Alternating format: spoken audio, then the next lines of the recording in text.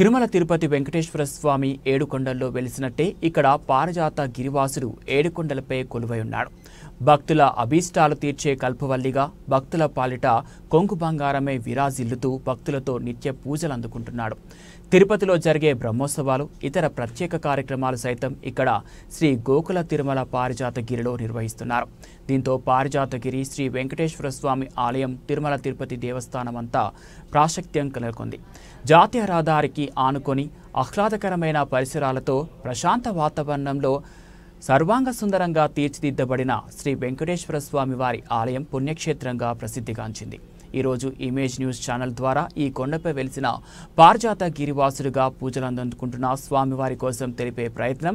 ఇక ఈ ఆలయ చరిత్రలోకి వెళ్తే చిట్టయ్య అనే భక్తునికి వెంకటేశుడు కలలో కనిపించి జంగారెడ్డిగూడెం ఉత్తరమున ఉన్న కొండల్లో తన పాదాలు వెలుస్తాయని, ఆ ప్రాంతంలో ఆలయాన్ని నిర్మించాలని తెలిపారని, ఆ విధంగా చిట్టయ్య అన్వేషించగా ఉత్తర వైపున ఉన్న 7 కొండలలో 6వ కొండపై పారిజాతగిరి వక్షము కింద స్వామివారి పాదాలు గల శిలను గుర్తించి చిన్న ఆలయాన్ని నిర్మించారు. నాటి నుంచి భక్తుల అభిష్టాలు తీర్చుతూ ఆలయం దినదిన ప్రవర్తమానమైంది. పాడి పంటలు కలిగిన ప్రదేశం కాబట్టి గోకులమని, పారిజాతగిరి వక్షము కొండపై ఉన్నవి కాన పారిజాతగిరి అని, వెంకటేశుడు కొలువై ఉన్నందున తిరుపతి అని గోకుల తిరుమల పారిజాతగిరిగా ప్రసిద్ధిగాంచింది.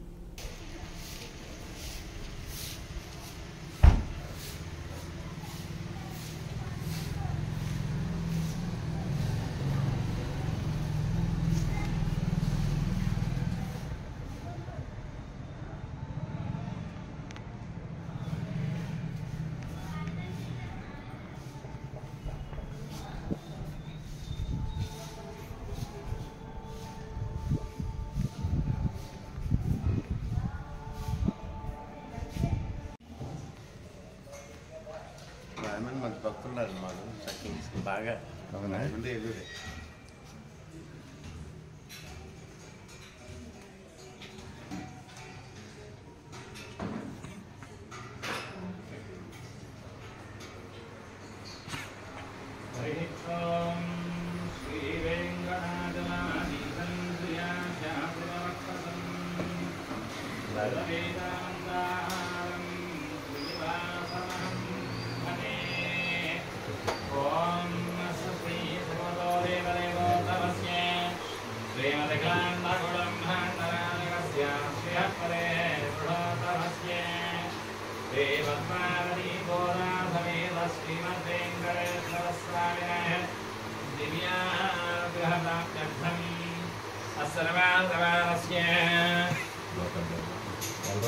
वनराजगोत्राधवस्य लक्ष्मणरावनामधेयस्य धर्मपत्न्याः महालक्ष्मणाम्याः चिरन्दी गणेशनामधेयस्य सह कुटुम्बानां धनञ्जय गोत्राधवस्य अच्युतरामराजनामधेयस्य सुपराजनामधेयस्य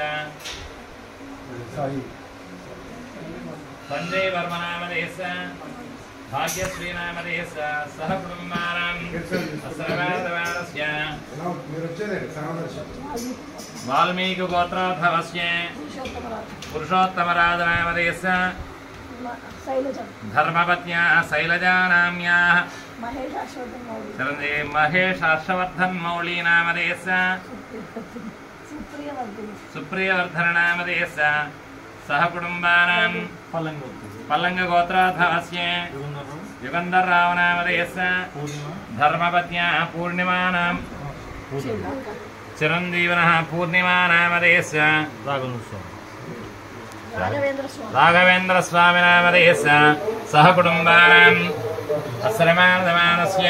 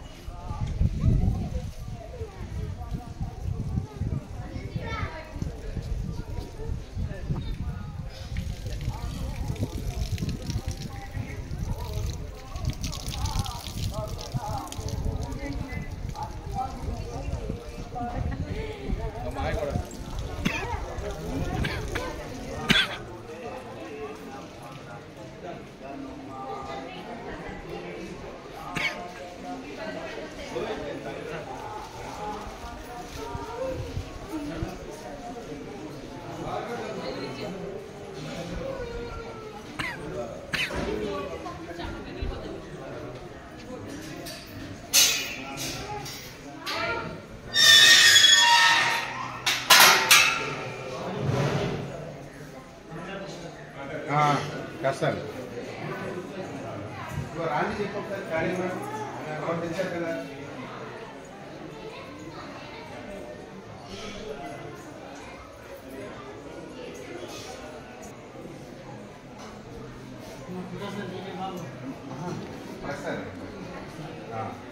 రాజమండ్రి ఇప్పటిదాకా అయింది కార్యక్రమం.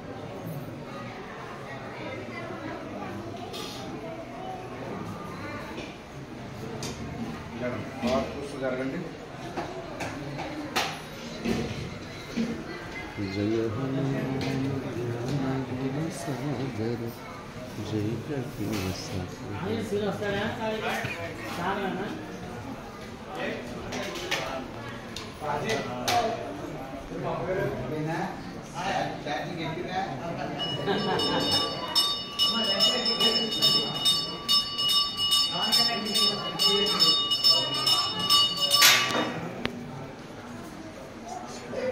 మా సర్వదర్శనం ఎలా వచ్చేయండి.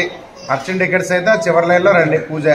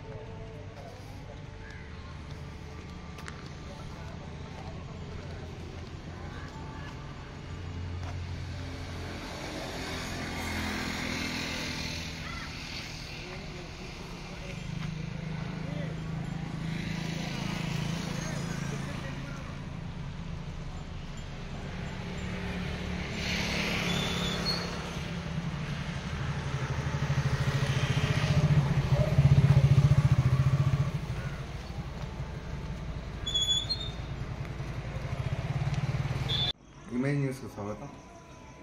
మనం జంగారెడ్డిగూడెంకి 3 కిలోమీటర్ల దూరంలో 7 కొండల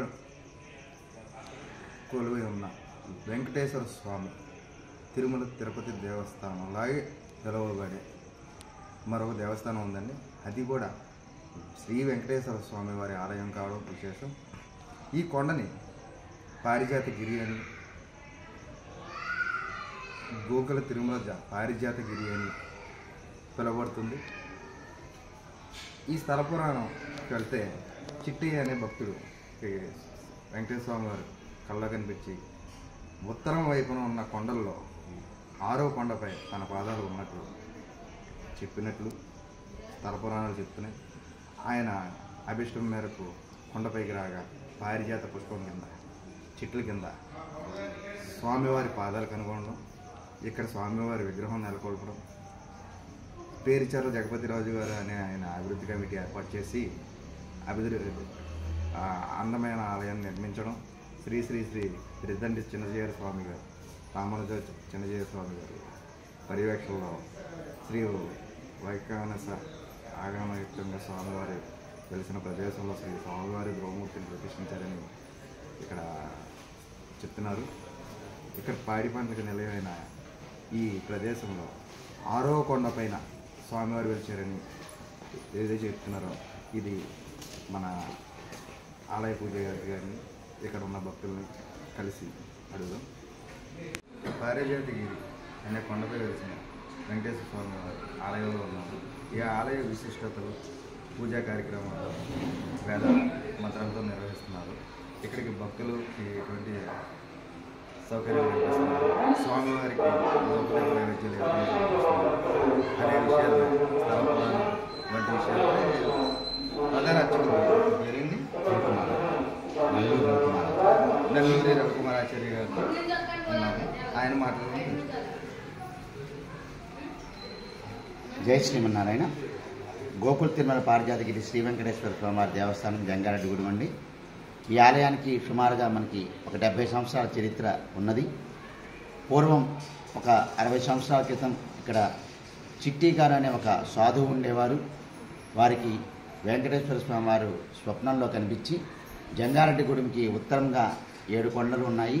ఈ 7 కొండల్లో ఒక కొండ మీద స్వామివారి యొక్క పాదాలు కనిపిస్తాయని, ఆ పాదాలు కనిపించిన చోట ఆలయం నిర్మించమని, భక్తుల యొక్క కోరికలు తీరుస్తానని స్వామి చెప్పగా ఆ విధంగా ఆయన అన్వేషించగా ఈ 7 కొండల్లో మనం ఇప్పుడు స్వామివారి యొక్క ఆలయం ఉన్న 6వ కొండ మీద ఒక శిలపై స్వామివారి యొక్క పాదాల గుర్తులు చూడటం జరిగింది.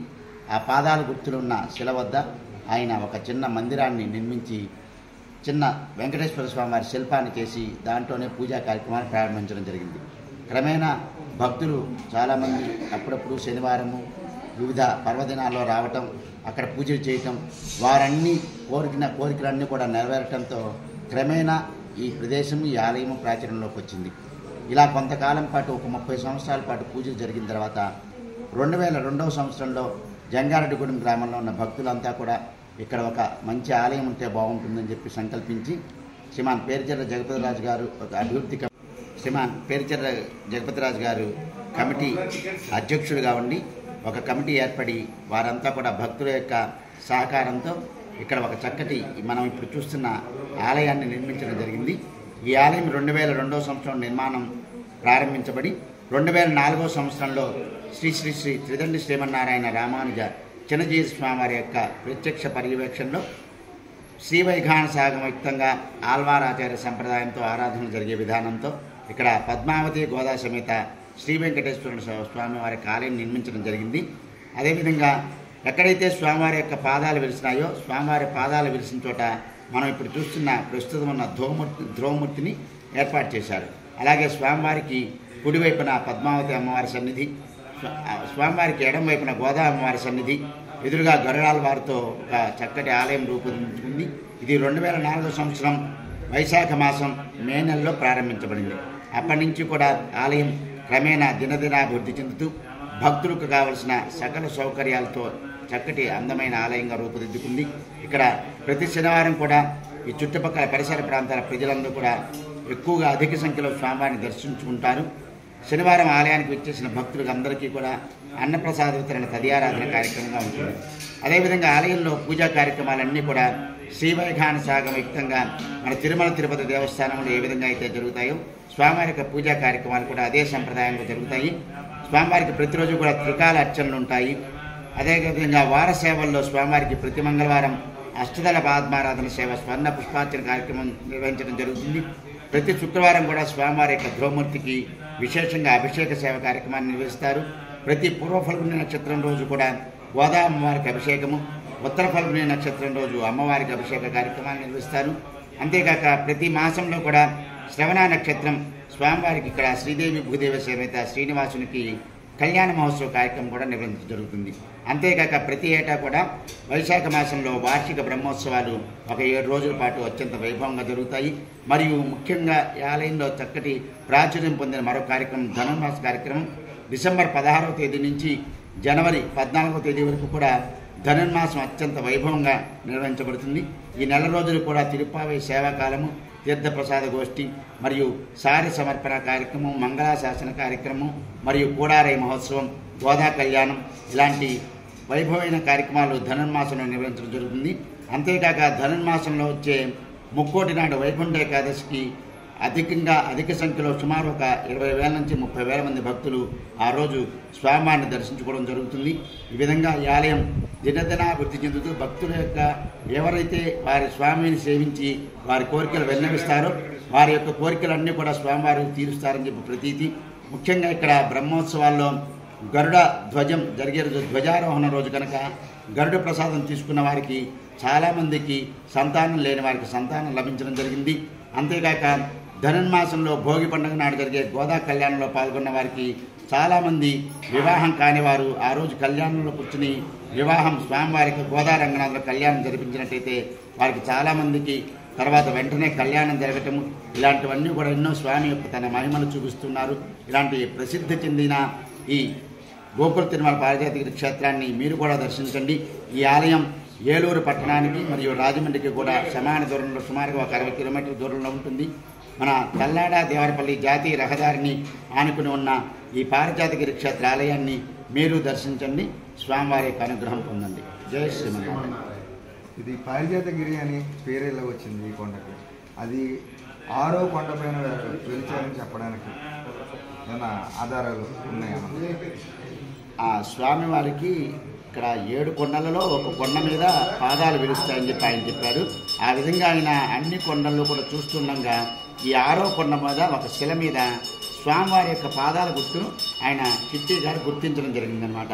అందుకని ఈ 6వ కొండ మీదే ఆ శిల వద్ద స్వామివారి యొక్క ఆలయం నిర్మించాలని ఆయన సంకల్పించారు. అంతేకాక ఈ ఆలయానికి గోకుల తిరుమల పారిజాతగిరి క్షేత్రం అని కూడా పేరు.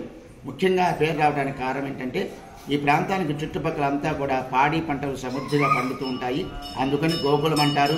వెంకటేశ్వర స్వామి వారు వెలిసిన క్షేత్రం కాబట్టి తిరుమల. అంతేకాక ఈ 7 కొండల్లో 6వ కొండ మీద పారిజాత వృక్షములు వాటంతట అవే స్వతసిద్ధంగా పెరుగుతుంటాయి. అందుకని ఈ కొండని పారిజాతగిరి అంటారు. ఈ విధంగా ఈ ఆలయం గోకుల తిరుమల పారిజాతగిరి క్షేత్రంగా ప్రసిద్ధి చెందింది. ఇమేజ్ న్యూస్ మిత్రులకు మన ప్రధాన అర్చకులు చెప్పినట్లు గోకుల తిరుమల పారిజాతగిరి కొండ విశేషాలు అద్భుతంగా వివరించారు. ఇటువంటి మరెన్నో చూడాలి, సాంప్రదాయ ప్రకారం మనం బయట ప్రదేశాలను తెలుసుకోవాలి అనే దానిపై మరొక శీర్షిక కలుగుతుంది. ప్రస్తుతం ఆలయం వాళ్ళ నిర్వహణలో ఉందని అది ఎన్నో ఉందని నేను